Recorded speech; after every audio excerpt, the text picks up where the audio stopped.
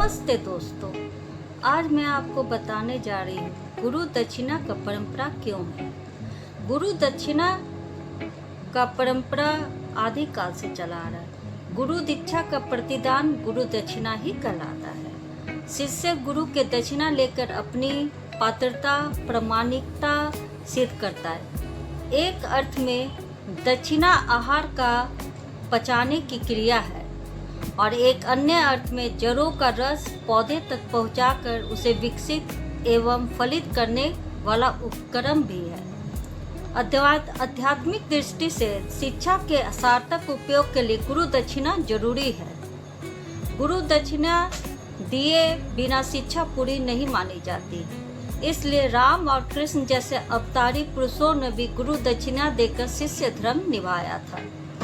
भारतीय संस्कृति में गुरु दक्षिणा के बड़े मार्मिक उदाहरण भरे हुए हैं। एक बार गुरु द्रोणाचार्य के पास भील बालक एकलव्य धनुर्विद्या सीखने के लिए पहुंचा था। आप लोग को पता ही होगा ये बात। तो उन्होंने शिक्षा देने से मना कर दिया था। एकलव्य ने गुरु द्रोणाचार्य की मिट्टी की मूर्ति बनाकर उसी से प्रेरणा पाई और नियमित अभ्यास से धनुर्विद्या में निपुणता पाई।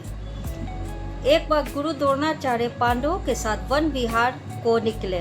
उनके साथ एक कुत्ता भी चल रहा था तो उनके काफी आगे निकल गया। एकलव्य को विचित्र वेश देखकर कुत्ता भौंकने लगा।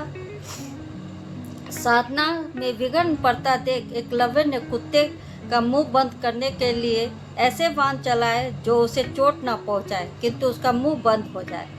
बाणों से मुंह बंद वाला यह कुत्ता द्रोणाचार्य और पांडवों के पास पहुंचा तो वे आश्चर्यचकित हो गए और इस कुशल धनुर्धर एकलव्य के पास पहुंचे।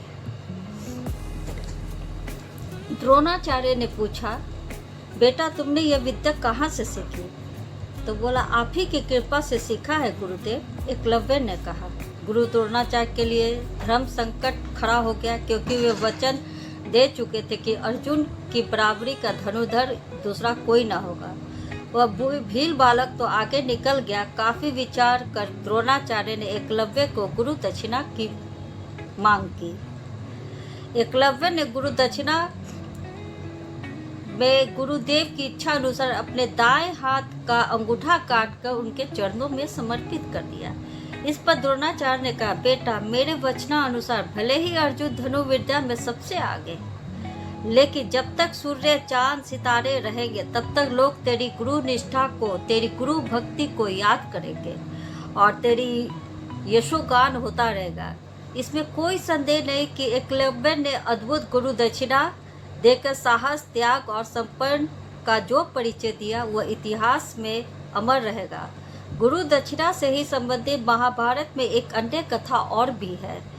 गुरु कुमारों और पांडवों को शिक्षा देने के पूर्व गुरु द्रोणाचार्य ने उनसे यह प्रतिज्ञा कराई कि तुम्हें शिक्षा के बाद मुझे एक विशेष गुरु दक्षिणा देनी होगी। यह दक्षिणा मैं शिक्षा समाप्ति के बाद ही बताऊंगा। शिक्षा समाप्त होने के बाद द्रोणाचार्य ने सर्वप्रथम कौरवों को दक्षिणा स्वरूप राजा द्रुपद को बंदी बनाकर लाने का आदेश दिया। सभी कौरव कुमार सेना लेकर गए किंतु द्रुपद से हार कर वापस लौट आए। इसके बाद द्रोणाचार्य ने पांडवों के यही गुरु दक्षिणा मांगी। तब मात्र 5 पांडवों ने राजा द्रुपद को हराकर बेड़ियों से जकड़कर द्रोणाचार्य के पास ले आए। इस विषय में मुख्य भूमिका अर्जुन ने की थी। अर्जुन की इस योग्यता से प्रश्न होकर गुरु द्रोणाचार्य ने उन्हें वरदान दिया, वत्स युद्ध भूमि में तुम कभी भी किसी से प्राप्त नहीं हो गए, तुम्हारा सामना कोई नहीं कर सकेगा। यह एक गुरु के आह्लादित प्रसन्नता पूर्वक उद्गार थे। इसलिए इतिहास साक्षी है कि अर्जुन युद्ध भूमि में कभी भी परास्त नहीं हुए।